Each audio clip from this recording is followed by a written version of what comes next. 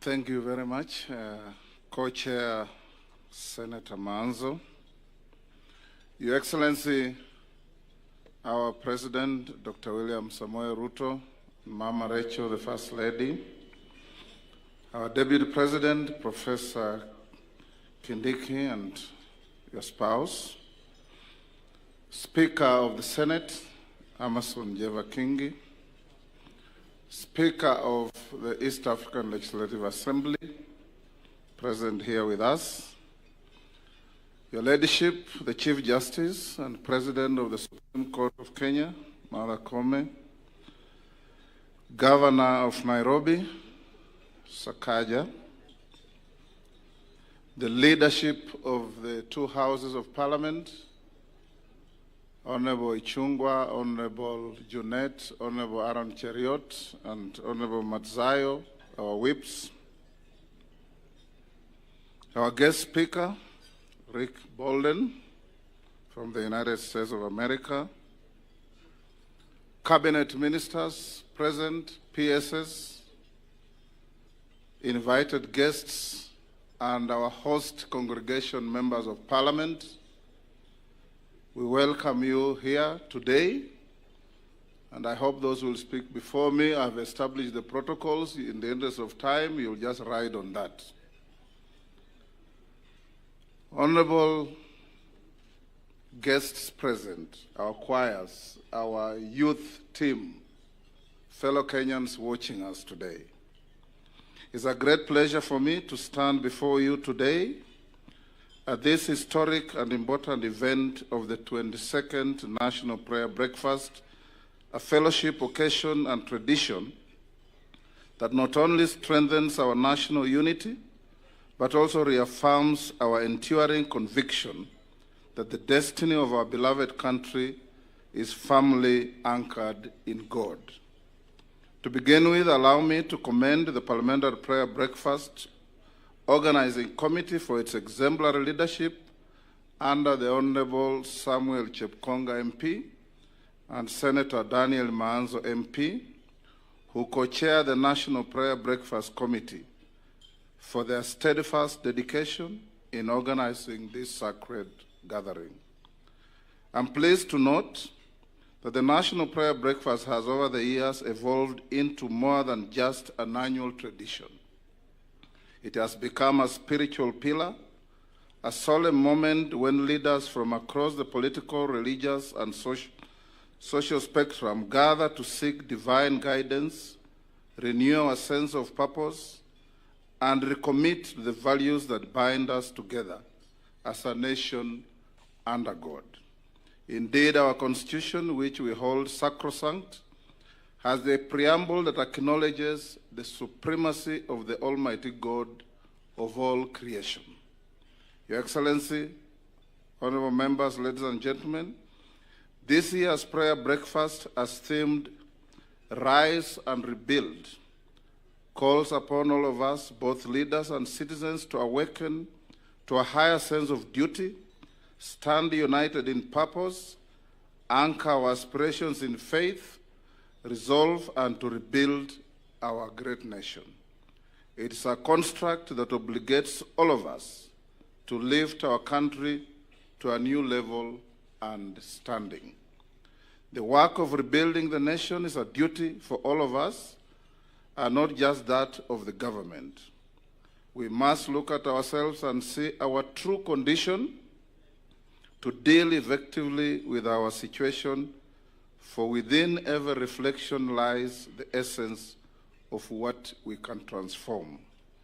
Our socio-political and economic development must be underpinned by a value system where respect for all and among all should reign. We must hold dearly values such as respect, truth, love, justice, dignity, hard work, and equality. Your Excellency, ladies and gentlemen, as the Bible in the book of Nehemiah 2:18 reminds us, then I told them about how the gracious hand of God had been on me. They replied at once, yes, let's rise up and build. So they began this good work. Today, the gracious hand of God is on us. Let us rise up and build our nation.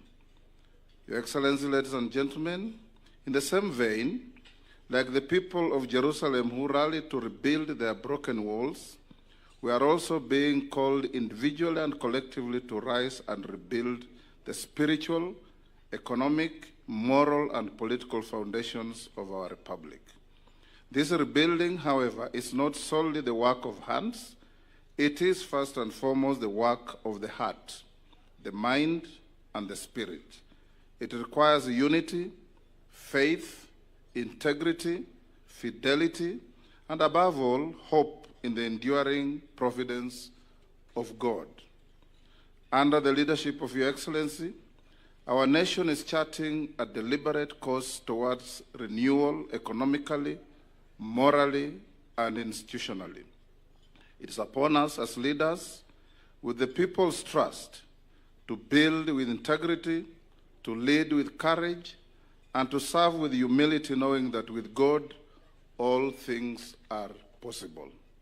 Your Excellency, honorable members, ladies and gentlemen, we meet at a time when our nation is steadily navigating complex socioeconomic dynamics.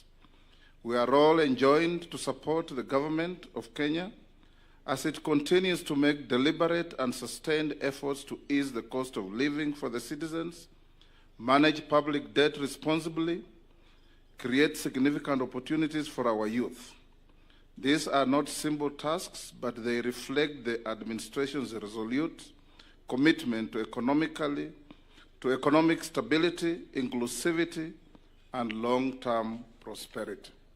Your Excellency, ladies and gentlemen, Parliament remains steadfast in supporting a comprehensive economic transformation agenda, one anchored in prudent fiscal management, job creation, spiritual reform, and the protection and care of our most vulnerable citizens, among others.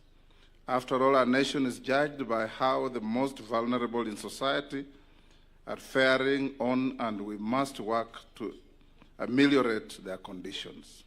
Your Excellency, ladies and gentlemen, in the recent past, our nation has undergone many challenges.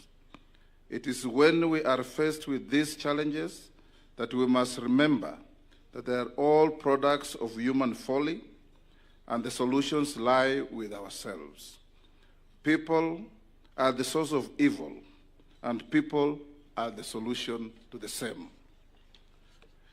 Your Excellency, ladies and gentlemen, the book that I read many years back, The Gulag Archipelago, written in 1918 by Alexander Solzhenitsyn from Russia, he says, and I quote, "The line separating and dividing good and evil passes not through states, nor between classes, nor between political parties either, but right through every human heart. This line shifts. Inside us, it oscillates with years. And even within hearts overwhelmed by evil, one small bridgehead is always retained. And I pray that that small bridgehead retained be you and I, to rise and build our country. Let this prayer gathering be also a testimony that in the face of adversity, we choose to work together, not apart. We choose to leap into hope, not in despair. We choose to rise and not to sink, and not to retreat, but to move forward. May we, in our reflection, find unlimited source of inspiration, a fuel of faith and hope. Your Excellency, ladies and gentlemen, to the clergy and spiritual leaders across this country, I urge you to remain the beacons of peace and reconciliation. Preach forgiveness, promote unity, and proclaim hope for our country. The voice of the people is the voice of God and must always echo the following words of Jesus Christ. Blessed are the peacemakers, for they shall be called the children of God. In the same light, I'm reminded of the words of the late Pope Francis where he gave an analogy for understanding how the church should approach its mission.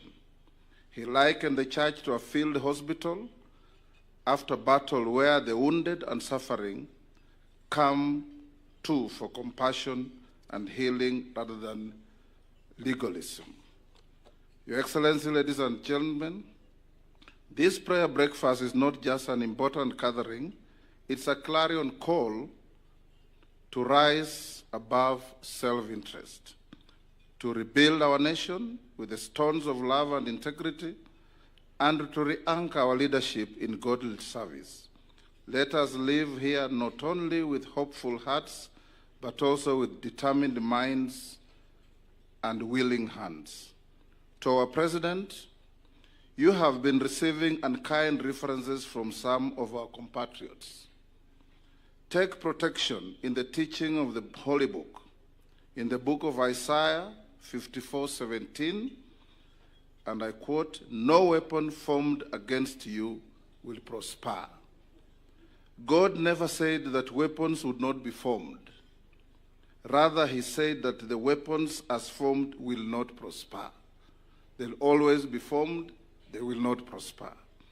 This book of Isaiah further teaches us that great leaders never lose sight of the big picture. We encourage you, Your Excellency, to remain such a great leader with a focus on the big picture for our country. Ladies and gentlemen, as I conclude, I would like to express my heartfelt appreciation once more to the organizers of this year's National Prayer Breakfast for creating this sacred space for introspection and renewal. May this day stir in us a deeper commitment to serve our country with honor, wisdom, and the absolute reference to God. Let me acknowledge the presence of our clerks of the two houses, with whom we constantly work to make these things happen. As I conclude, I urge Kenyans, all of us here assembled, not to suffer from unhelpful amnesia. And I give you a small joke of a man who was unwell, walks to a doctor and tells the doctor, "Doctor, I have a very serious problem." The doctor asks him, "What is this problem?" He says, "Every time I think of something or do something, within a very short time, I can't remember it." The doctor asked him, "Exactly when did this problem start?" He said, "Which problem?" Thank you, and may God bless you.